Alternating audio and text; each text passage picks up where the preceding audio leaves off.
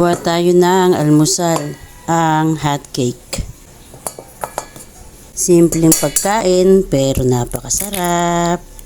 Dahil nga yung ginamit nating hot cake mix is kumpleto na, tubig na lang ang ating isasama. Mayroon na rin siyang asukal at gatas diyan. Haluin lang natin after natin ma-mix is pwede na nating lutuin ang ating hot cake. Ito nga pala yung aking ginagamit. Sulit na dahil masarap at kumpleto na. Tara, lulutuin na natin ang ating hot cake. At ito naman ay nabili namin sa online sa halagang 250. Sulit na rin dahil non-stick siya. At magbabrush lang tayo ng bahagyang oil. Siguradong masarap ang ating hot cake. At isinalin ko nga pala dito ang ating hotcakes mixture para madali siyang mailagay sa ating pan.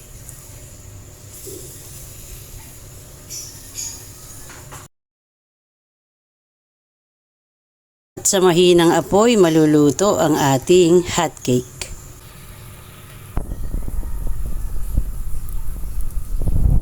At atin na nga siyang bibilingin. Wow!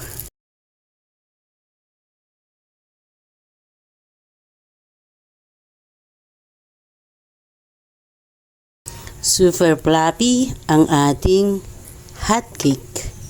Ito at nakaluto na tayo ng ating masarap na hot cake.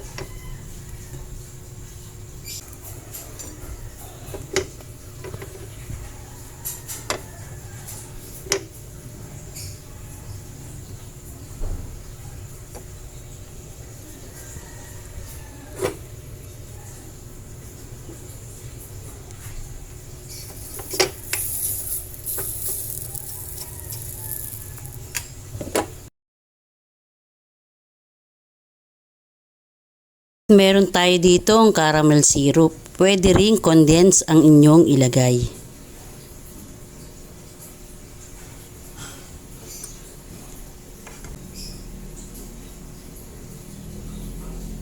Wow! Ready na ang ating hot cake.